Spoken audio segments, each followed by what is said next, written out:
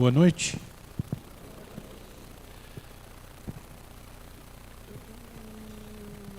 O tema que eu trago para vocês hoje tem sido um tema não só da minha experiência profissional, como também da minha experiência aqui no centro, que nós fazemos o atendimento de quarta-feira para as pessoas que procuram essa ajuda. Esse trabalho já em abril deste ano fez 2 anos, né? E nós esperamos que com isso nós consigamos aí reduzir um pouco essa terrível estatística que vai em direção ao suicídio. Mês de setembro é o mês onde mundialmente nós fazemos um trabalho de prevenção ao suicídio. Mês de setembro nós queríamos, dar 30 palestras no mês ou 60 palestras no mês, para que nós atingíssemos o maior número de pessoas possíveis, para sensibilizá-las, e quebrar alguns paradigmas acerca da depressão. E existem muitos paradigmas que não ajudam em nada a depressão, muito pelo contrário.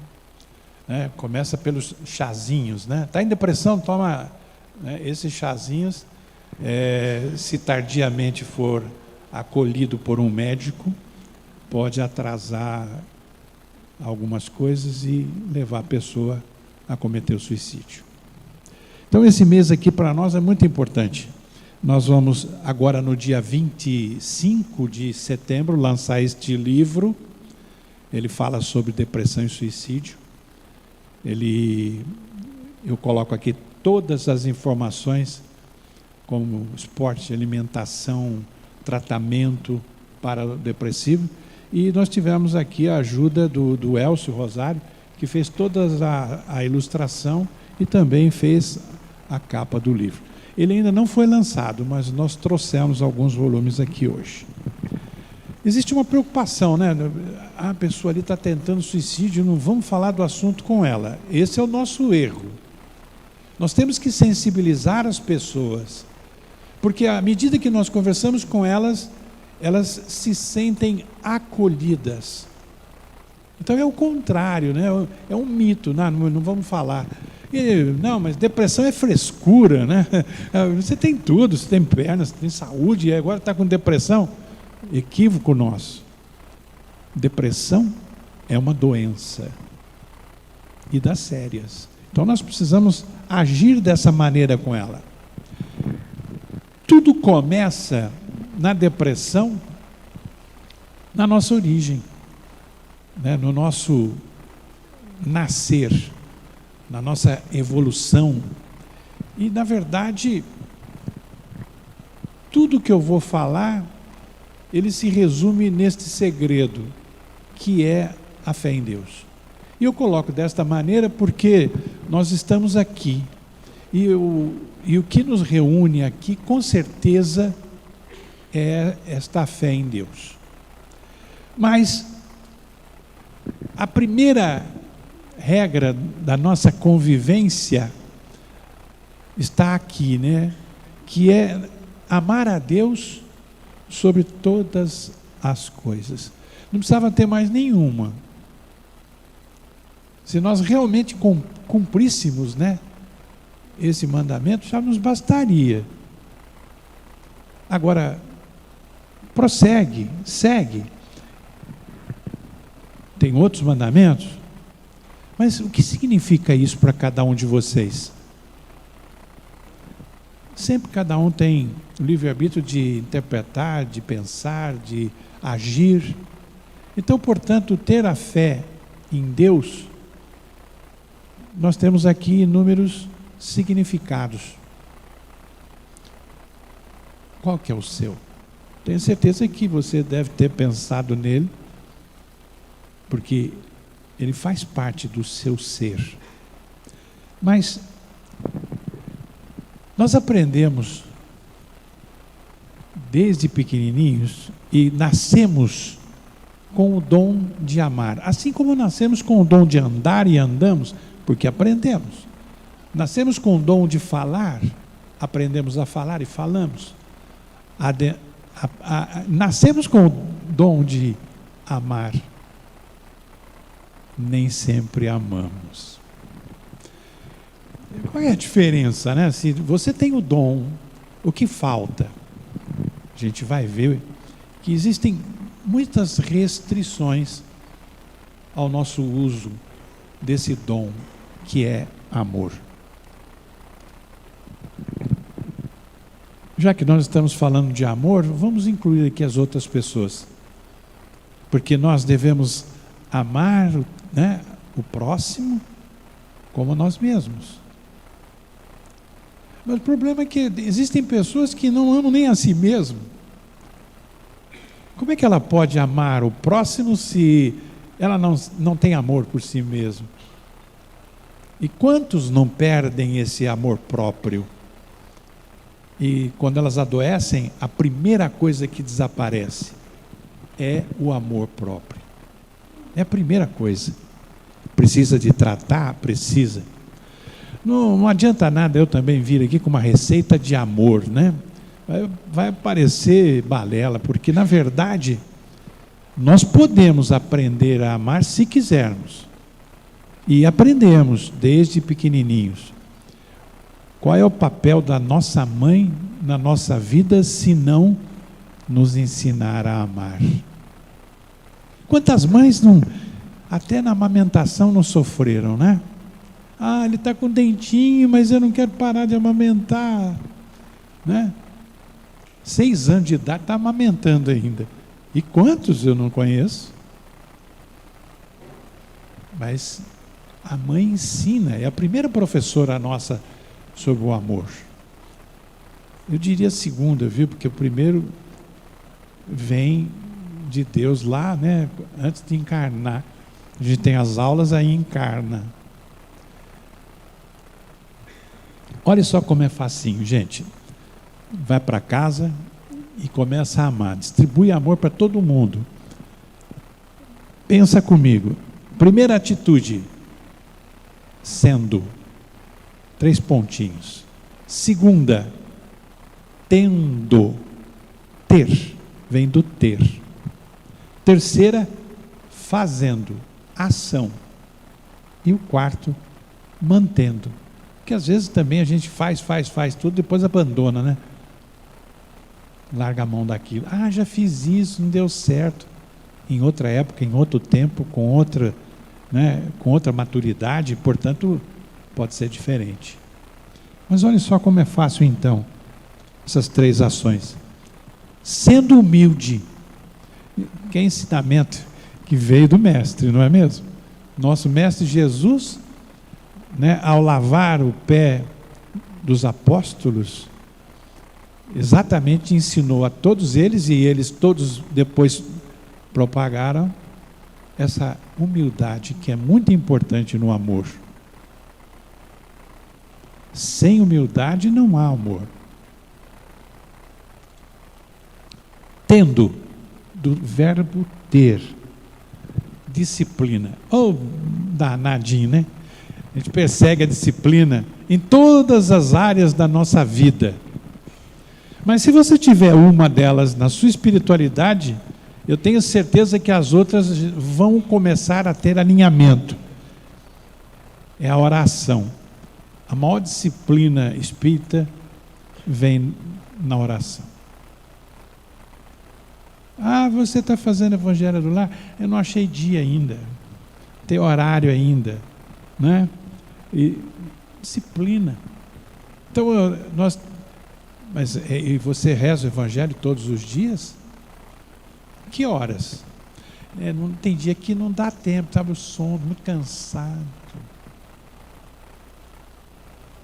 Aí quando adoecemos, aí nós rezamos o Evangelho um dia só, né? Para ver se muda alguma coisa na nossa vida. Mas a disciplina é importante. Eu tenho então que ser, ter, fazer. O que eu tenho que fazer? Caridade. Quando nós praticamos a caridade, Nós recebemos amor. Nós recebemos o amor. Eu dou um brinquedo para uma criança, aquela alegria é o meu presente de amor. Quando eu dou uma cesta básica, aquela, vamos dizer, desesperança é o presente do meu amor. Então, nós temos é que fazer caridade. Aqui mesmo na casa, eu não sei o número certo, mas nós temos aí dezenas de departamentos que foram criados para nós termos a possibilidade de praticar caridade. Nós falamos que na quarta-feira, o nosso trabalho de quarta-feira é um trabalho de amor. Porque todos os voluntários que vêm pelo amor, pela doação desse amor. Só que a gente recebe muitos prêmios, impressionante. No término nós temos um abraço. A gente ganha cada abraço ali que a gente nunca ganhou na vida. Que você vê neles gratidão, amizade e principalmente amor. Mais ainda, isso na nossa vida é muito complicado, porque nós, quando nascemos, aprendemos a receber. Nós temos um dom maravilhoso para receber. E doar não são tantos assim que o têm. Porque as pessoas têm posse de coisas, ou outra coisa qualquer, que as limita em fazer as suas doações. Por isso que se torna ambíguo, Dar e receber. Mas é dando que se recebe. E isso eu acho que todo mundo já viu, desde criancinha ouviu, Desde o batismo lá, que a gente pergunta, você foi batizado? 90% dos espíritos foram batizados na Igreja Católica, Porque nós somos cristãos. Agora, como é que faz para manter, Não largar a mão. Dizer, porque nós somos muito imediatistas, queremos as coisas imediatamente, quando elas nos são necessárias. Manter o amor, a gente só consegue com a fé. E tem hora que a gente titubeia, Desiste. Deus existe, Não é possível, esqueceu de mim. Bom, mas espera um pouquinho, tem uma fila danada, pedindo as coisas. Está certo que ele tem lá os voluntários dele, Eu mesmo, quando eu cheguei aqui, eu quando venho para o centro, eu não venho de carro, eu venho de ônibus. Porque vem toda a espiritualidade que me acompanha, vem comigo. Então, eu quero levar todo mundo, eu venho de ônibus. Aí somos da minha esposa junto, tem que ser ônibus mesmo. Porque o dia que eu não acreditar nisso, acabou minha fé. E quem não tem fé não tem amor. Mas não tem mesmo, porque o amor vem dessa fé que nós aprendemos em Deus. Então, voltando lá no início, que este é o segredo. O segredo é ter fé em Deus. Já que nós entendemos bem o que é amor, olha só que coisa interessante. Tirado dos livros espíritas, a falta de amor próprio gera autodestruição. Como é que eu vou amar você se eu não amo a mim mesmo? E quando eu não me amo, aí eu começo a fazer essas loucuras. Como é que pode uma criança de 6 anos de idade, no silêncio, tomar remédios para o suicídio? E os seus pais sequer sabem disso. Porque eu sei, porque sou terapeuta e escuto deles isso. Quantos você tomou? Só o vidrinho. E depois? Eu fiquei deitado esperando a morte, mas ela não veio. E por que você gostaria de morrer? A minha mãe bate muito em mim. 6 anos de idade. E 6 anos de idade, a criança ainda está sendo preparada pela espiritualidade para viver a vida. Por isso que grande maioria não lembro. Eu não lembro muito. Antes dos 6 eu não lembro nada. Depois dos 6 eu lembro de tudo. É lógico que uns vai aos 5, outro vai aos 7. Mas é a preservação. Nós estamos sendo preparados para viver aqui. E gastamos cerca de 6 anos para isso. Aí começa a autodestruição. A criança começa a perder o amor próprio. Ela não aprendeu a amar a própria mãe. Como é que ela pode ter amor próprio? Como é que é o comportamento dela na escola? Com os irmãos, com os amigos. Isto começa a gerar, portanto, mal-estar. Aqui tem um personagem, é um cineasta, na verdade, né, um escritor.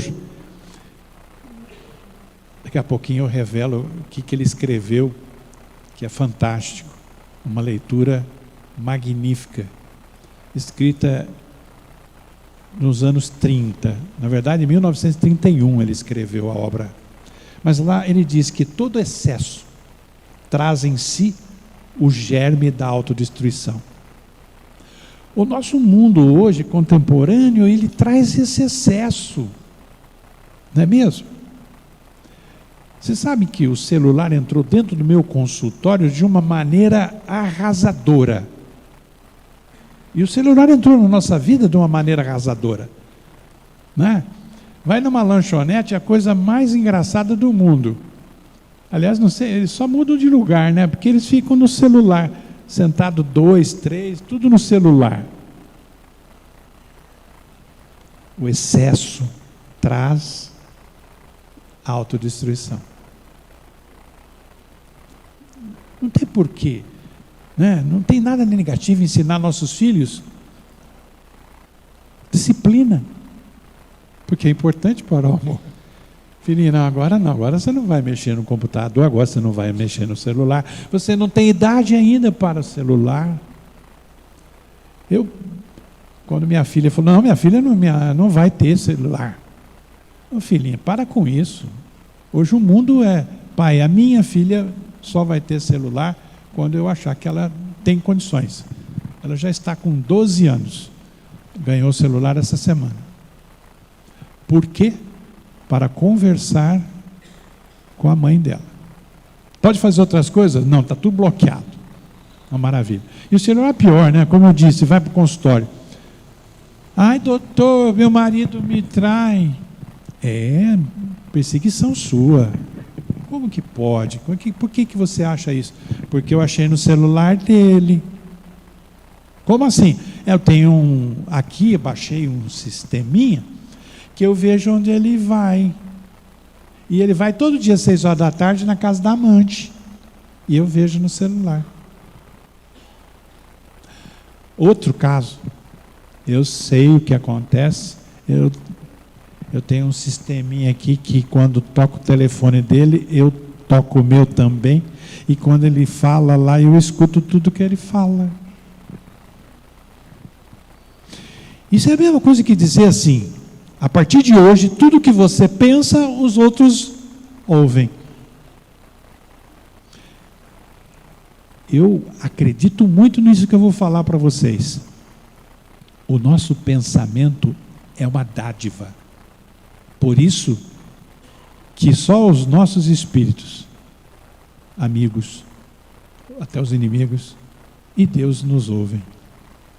Ainda não, ninguém pode saber, porque é uma dádiva. Isso é o que eu penso do pensamento. Então esse negócio de ficar ligando o programa e deixou o amor de lado, né? E porque quem ama também perdoa, né? O Huxley, ele é o autor dessa obra, Admirável Mundo Novo. É simplesmente uma obra que eu recomendo. Tem até um filminho na internet que você pode assistir, né? É uma montagem muito legal. Só que eu acho que hoje a gente pode até criticar mais, né? Porque no filme ele tem muita escadaria. Eu acho que o filme Admirável Mundo Novo hoje não tem escada, né? Pode até ter, mas é rolante, né? Elevadores. E naquele tempo nem se pensava em escada rolante. Então, o Admirável Mundo Novo é uma coisa muito interessante, mas a maneira, por que eu falo e trago ele? Porque ele pregava exatamente coisas que nós, hoje, chegamos naquele excesso. Porque no livro ele trata exatamente o excesso, né, do sexo, da droga, né, das pessoas estarem fazendo isso. E hoje, você vai na televisão, a novelinha está ensinando como é que beija, né? E qual é o significado de estarem juntos se não há amor? Como é que funciona isso? Então isso começa a criar um estado ambíguo para as crianças, no sentido de que amor é carinho, amor é afeto, é afago. O contrário disso não é amor. Eu estou te batendo porque eu te amo. Está na hora de internar esse pai, né? Frase importante do livro. Uma sociedade que tem suas fundações na alienação, ou seja, perde o sentido social, na busca do prazer, na liberdade sexual, na utilização de drogas e jogos como meios de escapar das angústias existenciais. E ainda hoje se pratica isso. Ele escreveu isso em 1931. E hoje ainda as pessoas buscam todos esses artifícios para escapar dessa angústia existencial que nós estamos batizando de depressão. Além disso, é uma reflexão bem radical pensar nisso no dia de hoje, que a consequência que isso traz nada mais é do que um controle social. Controle de massa mesmo, sabe? É muito mais fácil ter pessoas iguais para que eu possa controlá-las. Então eu não posso fazer nada muito diferente. Mas aí a gente entra em sociologia política, né? Não é o nosso foco. Vamos voltar a Deus. Já que nós somos espíritas e nós precisamos ter muito amor, ainda bem que nós podemos então fazer essa reforma íntima. Aliás, a reforma íntima é uma coisa fantástica. Eu, pessoalmente, né, fui um excelente aluno em reforma íntima. Estou no módulo 1 ainda. Estou com 62 anos. Eu acho que antes de desencarnar, eu chego no módulo final e recebo o certificado. Antes disso, eu vou trabalhar bastante na reforma. E muito. Porque eu estou muito longe daquilo que eu gostaria ainda de ser. Charlie Chaplin trouxe uma coisa muito importante para eu falar para vocês, sobre as nossas frustrações. O amor é a maior das frustrações, pois nós não podemos descrevê-lo. Eu considero assim, que amor é um grande convívio. Convive bem? Convivo, você ama. Eu não convivo bem. Não está faltando amor, né? Que quem convive bem cede, engole sapinho, né? E amor não engole só sapinho, não, engole um jacaré inteiro. Então, aqui vem a questão da frustração, que é uma coisa muito importante desde a nossa carta encarnatória. Para aqueles que têm já na sua reencarnação a depressão, você vai voltar lá e vai ser depressivo. Muito bem. Já começa que eles vão encarnar não querendo encarnar, mas vai encarnar. E depois, isso aqui é tão bom que eles não querem morrer. Então, é ruim quando encarna e é ruim quando desencarna. Quando encarna não quer vir. Depois que vem não quer ir embora. É aqui que começa tudo o que nós acabamos de ver como frustração. Por quê? Porque seria bom se, né, eu tenho certeza que entre nós aqui tem aqueles que encarnaram porque desejaram. E que vão ter plena consciência, compreensão quando desencarnarem. Mas esses que estão na depressão, de jeito nenhum. Trago aqui o padre Fábio de Mello. Eu gostei muito disso e trouxe para compartilhar com vocês.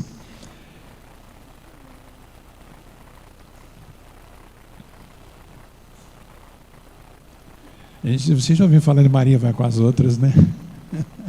É isso aqui mesmo, é escrito isso. Então, você precisa aumentar a sua autoconfiança para deixar de ser a Maria vai com as outras. É ser você e não ser o que os outros esperam. E tem pessoas que vivem a vida toda querendo ser para os outros o que ele não é. Portanto, ele começa a usar máscaras. E tem uma hora que a gente não sabe qual máscara põe, né? Agora, que máscara é mesmo que agora? Aí uma máscara, vira uma bagunça danada no meu inconsciente e na minha vida. Tem alguém que gosta de perder ou ensinou seu filho a aprender a perder? Ou aqui é que vem então esse ponto chamado ansiedade. Nessa evolução que eu estou tentando mostrar para vocês, chega agora numa doença, ou, né, vamos dizer, numa preocupação patológica, porque a ansiedade pode se tornar patológica. Então, à medida que isso vira um transtorno, aqui tem uma palavrinha-chave importante para isso e para a nossa compreensão. Contrariedade. Então, transtorno é o ato e efeito de transtornar, de causar incômodo, contrariedade. Então quer dizer que a gente adoece porque alguém é contrário ao que nós queremos ou pensamos? É. Nós queremos que os outros sejam, faz o que a gente quer. É tão bom cada um viver a sua individualidade, é prazeroso viver o que você é. Essa experiência só acontece com os sadios. Aqueles que são doentes, jamais eles vão conseguir.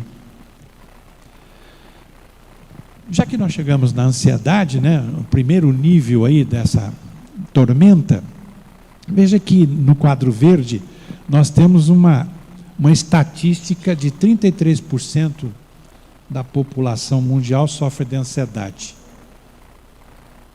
Vou dar 2 números para vocês terríveis. Nós esperamos que esse ano morrerão no mundo 840 mil pessoas por suicídio. Isso significa, e eu não gostaria nem de dizer esse número, gostaria de dizer outro, mas hoje, a cada 40 segundos, morre uma pessoa no mundo. O ano passado, em setembro, nas minhas palestras, eu dizia 60. Eu estou abaixando. Daqui a pouco, a cada segundo, morre um. Ou nós fazemos alguma coisa, e nós recebemos, espiritualmente a informação que vamos trabalhar nisso, porque isso vai se agravar cada vez mais. E vamos trabalhar. Na casa espírita, nós vamos trabalhar. No quadro laranja, veja que ansiedade. No quadro azul, eu tenho pânico. Já eu agravei um pouco mais essa problemática. Então veja que aqueles que têm ansiedade, sabe aquele negócio de abre geladeira, fecha geladeira, não para, põe a máquina para lavar roupa, tira a máquina, estende, mas a novela está lá, e corre lá para ver a novela, e desliga a novela, queima o feijão. Isso é ansiedade. Não tem uma paradinha, não dá um jeitinho? Meditação. Não gosto de meditação. Disciplina. Meditação vai dar a você disciplina. E tem vários sites hoje que nos ajudam a fazer a meditação em casa. É atividade física. Não, eu não gosto de caminhar, né? Eu não gosto de caminhar, mas eu caminho. Porque eu tenho lá em casa um remédio chamado Regiane, que às 5h30 da manhã toca o despertador e ela já pega a perna direita e já empurra assim, ó. Entendeu? Tenho que levantar. Mas não é para ir caminhar, não. É para fazer o café e levar para ela na cama. Depois é que ela vai caminhar comigo. Terapia. Se tem alguma coisa pegando, gente, que você não está controlando isso, tem inúmeros terapeutas, né? Psicólogo não é exclusivo aqui, não. Psicólogo é um dos terapeutas que pode tratar você. Nós temos médicos, psiquiatras, temos terapeutas, temos analistas, nós temos aí psicólogos. Então, nós temos muitas opções terapêuticas. E a aprendizagem, sabe, a gente tem que, né, sentar aqui e aprender alguma coisa, né, sempre. Sempre. Eu continuo estudando, mas quando eu venho aqui na terça-feira, eu gosto de sentar ali debaixo, porque tem um ventilador lá que pega direitinho do jeito que, né, eu transpiro menos, e a gente vem e aprende. Importante. Vamos para o pânico? Pessoas que têm pânico. Qual é o sintoma? Taquicardia. Lógico que se aumenta a aceleração cardíaca, a oxigenação muda e você começa a sentir vertigem. É natural. E o contrário também. Diminuição do batimento cardíaco dá vertigem. Pessoas que têm, por exemplo, hipoglicemia. A primeira coisa que a pessoa sente é o coração batendo forte e devagar. E aí, tontura. Por quê? Oxigenação. Aí depois vem sudorese, suor, tremor, porque o organismo começa a responder. Aí depois vem a pressão arterial elevada e as mãos, lábio. Tudo isso, se você já está tremendo, eu sinto um formigamento aqui, já está no pânico. Então, vamos tratar. É um sintoma só, né? Às vezes nem é. Às vezes é uma ocorrência meramente biológica. A ansiedade traz uma inquietação permanente. Não para, né? Pena, mas não para. E a gente tem hora que tem que parar. Nem que seja para meditar, né? Para a gente poder ter parâmetros suficientes. O ansioso e o depressivo. O ansioso, o quadro dele é esse. Ele tem medo da morte, né? Porque ele é medo do desconhecido, medo do futuro. Aí uma inquietação permanente. Por isso que ele não para, né? Abre a geladeira, fecha a geladeira, fazendo toda aquela coisa toda. Preocupação excessiva com o futuro. O que vai acontecer, né? Ele cria expectativas e se frustra, porque ele está o tempo todo vivendo o futuro que não existe. E o presente fica a desejar. É muito acelerado. As pessoas ansiosas são muito aceleradas. Pressa, tem pressa. E a sensação de que algo ruim vai acontecer. Mas que é perseguição, né? Está chovendo, vai cair um raio na minha casa. Já o depressivo, o quadro se agrava severamente, porque, veja, ele já acha o seguinte, que ele vai morrer mesmo. A tristeza é quando nós somos tristes, nós sabemos por que alguma coisa nos entristeceu. Então, tristeza é reconhecer o que diminui nosso humor. Depressão é uma tristeza que eu não reconheço o que me deprime e eu entro em depressão. Estou triste, por quê? O que aconteceu? Eu sei. Não é depressão. Porque a gente fica triste quando se frustra, lógico. Agora, desistência do hoje baseado no passado. A depressão é assim, né? Era bom. Uma coisa curiosa, eu venho estudando atualmente, porque até então tem pouca literatura a respeito, é essa relação entre a depressão puerperal e a depressão. Mas toda pessoa que teve depressão puerperal, pós-parto, essas pessoas tendem a repetir as depressões em idades mais avançadas. Ainda o que eu digo para vocês é um estudo meu, mas a relação é muito grande nisso que eu estou falando.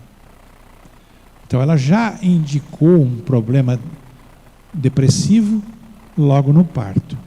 Já pode começar a tratar. Precisa começar a tratar. Apatia, não quer nada, não quer fazer nada. Tanto que tem depressivo que não levanta, não escova dente, não quer comer, não quer tomar banho, não quer fazer nada. Calma, porque para morrer, eles me banham antes de me pôr no caixão. Né? Frase pior do que essa, hein? Pensou? Aquele banhinho de pano molhado, né? Credo. Eu acho que tinha que ter um chuveiro, fazer um negócio decente. E aquela sensação de vazio. Horrível. Né? Um oco. Então agora eu pergunto para você, faça a sua autoanálise. Qual é o seu nível de depressão? Então, vai lá. Eu trouxe aqui esse aparelhinho, ele mede o nível de amor. É por o nível de amor que a gente mede a depressão.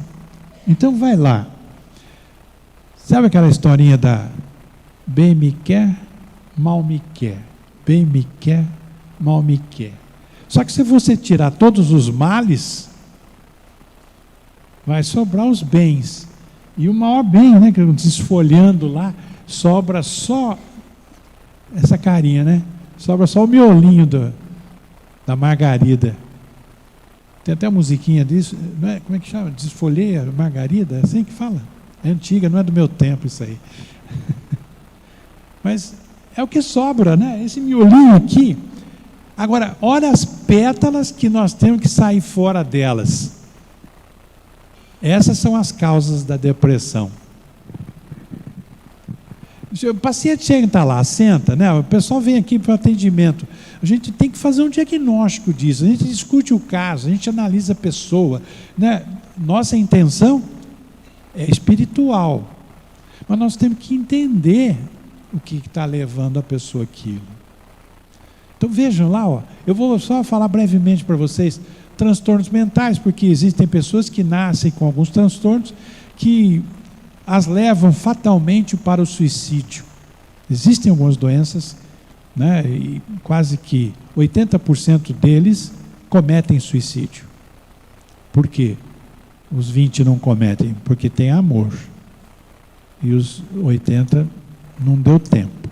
Olha lá, ó, separação, um sempre, né, um é que sai, o outro fica. Esse que fica sofre e às vezes não supera, não suporta. Aí vem certas doenças.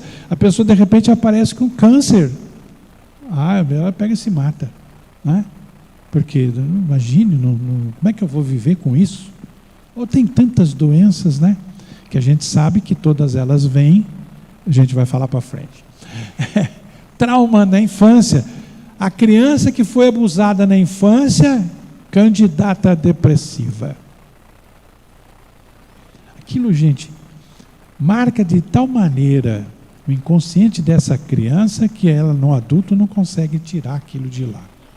Se não for bem tratada, a vida dela acabou lá no ato, com 4, 5, não importa que idade. Ela não consegue resistir. Aí vem o estresse, que hoje, fala a verdade, né? Nós não estamos exagerando, porque a gente quer muito, aí exagera, aí vem o estresse. Fazer o que não pode, não o que não quer. Excesso de trabalho, é os workaholics da vida, né? O quebra financeira, perder tudo. Se você foi capaz de construir e perdeu, não esquenta não. Você é bom nisso, começa de novo. Não é? Na mesma encarnação, 2 oportunidades, que maravilha. Quando você chegar lá, você vai ser expert, né? Titulado duplamente, né, estrategista. Mas vamos lá. Solidão. Gente, no Japão, o índice de suicídio, o maior número deles está pela solidão. vivem sozinhos, trabalha 15 horas por dia, vai para um apartamento minúsculo e perde sentido da vida. Maior índice de suicídio por solidão.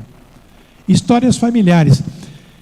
Mamãe era depressiva, vovó era depressiva, você é uma depressiva cognitiva. Aprendeu. Do mesmo jeito. E se olha, filmar a mamãe na crise e filmar você, igualzinho. Até, ai, essa vida não vale a pena. Sabe, igualzinho. Aprendeu. E é difícil de tratar tanto quanto as outras. Ah, mas não, é tão difícil quanto as outras, igualzinha. Problemas conjugais, essa perseguição, né, que ele me trai, que ele me trai, que ele me trai. Oh, ensina ele a te amar, meu Deus. Não é mesmo? Ensina ele a te amar. Infecções graves, essa eu incluí este ano. Percepção na vida, estudo, tal, análises. Eu descobri que as pessoas que têm graves infecções, elas apresentam quadros depressivos.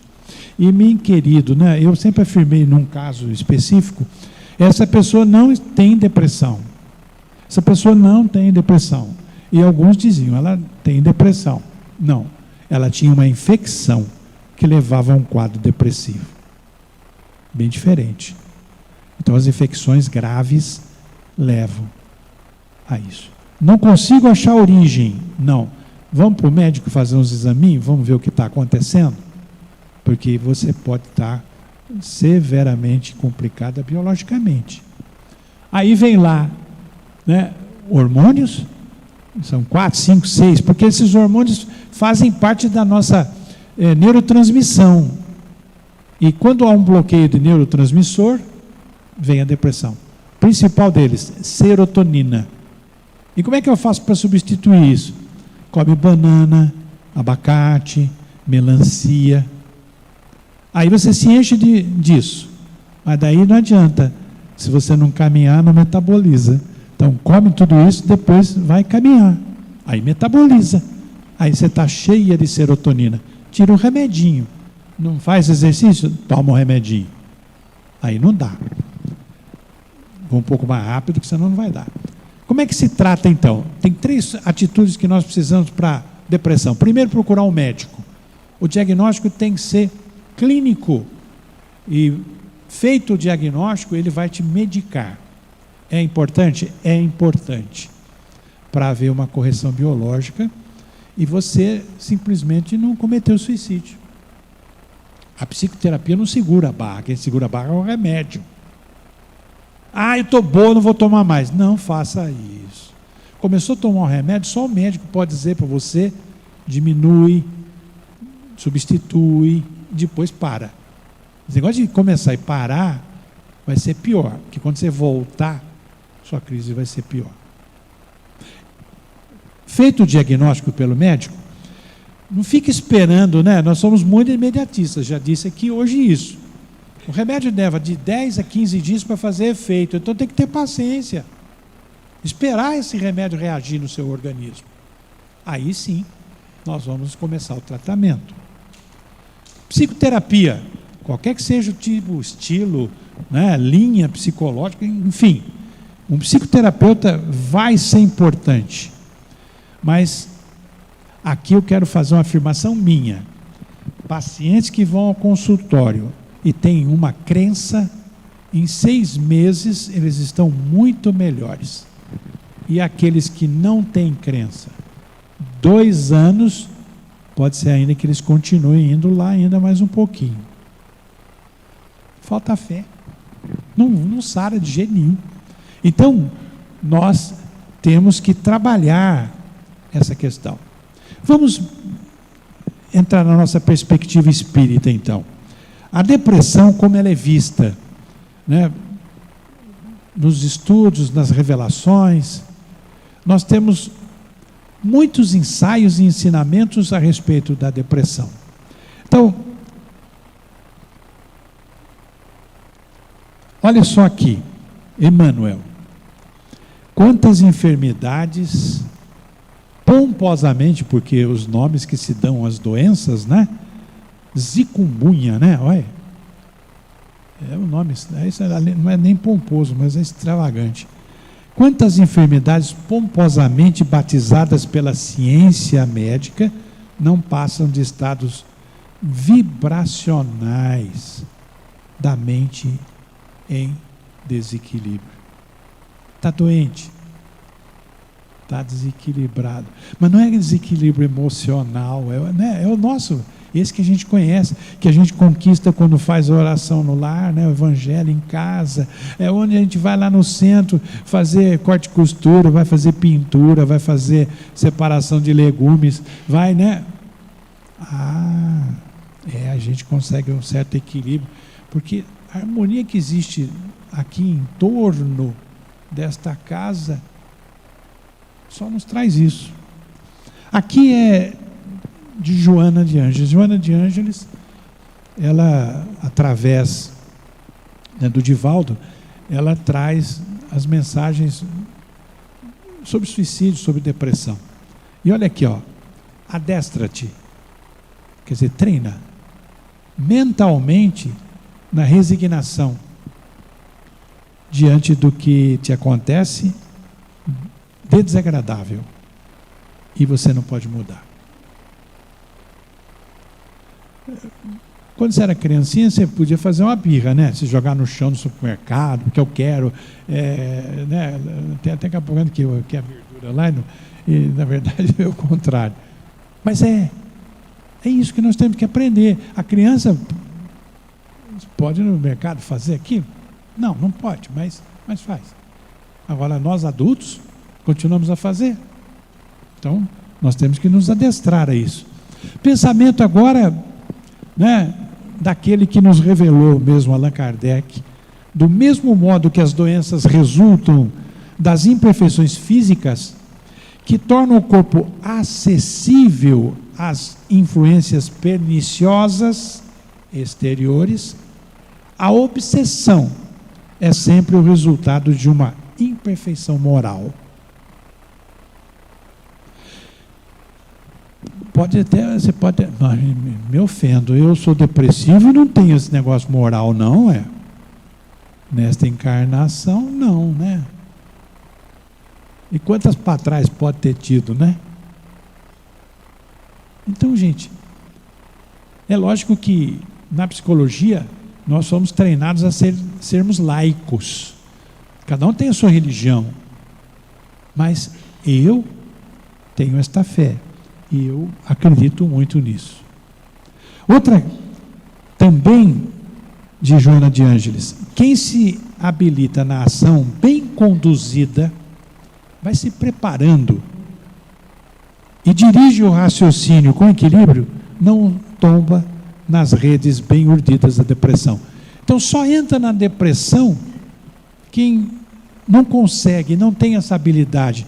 Vai para a terapia e conquista essa habilidade então, e você começa a estabilizar. Então, para a gente fechar, receita, minha avó dizia, não dá certo. Mas eu vou dar uma receita para vocês. Pode ver, você vai na casa de fulano, me dá a receita do bolo. Você vai na sua casa e não dá conta de fazer. Isso se fizer, né? Porque a gente pede receita e põe na gaveta. Eu tenho uma gaveta na cozinha de casa, só tem receita. Só tem receita. Seria até maravilhoso fazer todas aquelas receitas, que eu adoro doce, mas não posso, porque eu sou diabético. Mas deve ter receitas maravilhosas lá, né? Vamos lá na receita do amor. Primeiro, quem de vocês faz meditação? A internet tem muita ajuda hoje para isso. Tem que meditar. Importante, gente. Equilíbrio, vibração, relaxamento. Falta um L, falta um A. Relaxamento. Importante. Principalmente antes de dormir. Relaxou, dorme melhor. E o sono é muito importante. O sono é o equilíbrio homeostático do corpo e da mente. Tem que dormir bem. Alimentação. A gente come mal hoje, hein, gente? Fala mesmo, hein? Quem é que está consumindo mais de 3 litros de óleo em casa por mês? Repensa nos seus hábitos alimentares. Né? Pipoca na gordura é fantástica. Agora, naquela maquininha é horrível, né? Não pode pôr óleo, não põe sal, não gruda na pipoca, ou pipoca sonsa, né? Mas aquela que faz bem. Outra receita. Estou em depressão. Ótimo. Pega uma semana e programa você sair de casa e fazer algumas coisas diferentes. Ir no asilo, no orfanato, visitar amigos, parentes. Não fique em casa. Sai para fora. Outra coisa importante, está com depressão, está ócio, não contribui em nada. Portanto, descobre o que você gosta. Bordado, crochê, pintura, artesanato, marcenaria, bricolagem. Bricolagem faz você mesmo. Você inventa a moda. Convide um amigo para ir para sua casa, bater um papo, falar, e como é que foi a infância, como é que foi a juventude, como é que está sendo a vida. Toma um chazinho, um cafezinho e põe a conversa em dia. Agora, esse remédio, esse eu garanto para vocês. Garanto, sem erro. Está em depressão? Eu diria que tem que rezar quase toda hora, viu? Andar com o evangelho embaixo do braço não adianta, né? Tem que olhar aqui, ó. Exatamente. Muito bem, gente. Eu tenho esse compromisso. Quero que cada um de vocês se transformem hoje em voluntários nesse trabalho, né, do Setembro Amarelo. Que você, quando perceber uma pessoa em depressão, você vá em direção a ela e lhe dê socorro. Você precisa fazer isso. Porque se você fizer isso, você também vai multiplicar isso. E, quiçá, eu possa voltar aqui, talvez o ano que vem, ao invés de dizer 40 ou 840 mil, eu possa dizer que nós conseguimos abaixar essa estatística por um número menor. E a gente precisa trabalhar bastante para isso. Bom, aqueles que precisam de ajuda, nós temos aqui no centro, né? O próprio, no início, sempre, toda terça você fala, né, João Paulo? Ó, gente, né? Quarta nós estamos aqui, 2 horas começa o trabalho e termina às 4h30.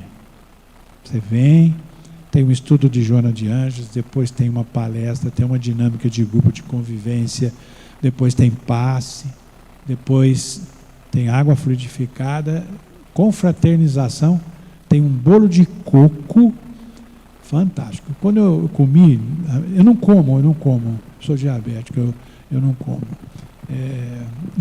Você sabe que quando a gente come escondido não faz mal, né? Bom, gente, nós deixamos o nome do livro é Este Não É Meu Lugar. Ele está à disposição. Nesse projeto, quando você comprar um livro, e esse livro não foi lançado ainda, nós trouxemos alguns aqui para poder começar o nosso trabalho. Quando você compra um livro, você está pagando 2 livros, porque um livro será distribuído gratuitamente na rede de ensino, nas palestras, né? Porque o índice de mutilação e de suicídio, de tentativa, né, entre os jovens adolescentes até 20 anos, está muito alto, muito grave. Que são os 2 polos, né? Até os 25 e depois dos 60. São aonde tem havido maior concentração de suicídio. Eu espero ter contribuído, que vocês possam ser missionários disso e possam, né, pôr no peito aí uma fitinha amarela e quando as pessoas te perguntarem, você diz para ela que você quer diminuir o índice de suicídio no mundo. Fiquem com Deus.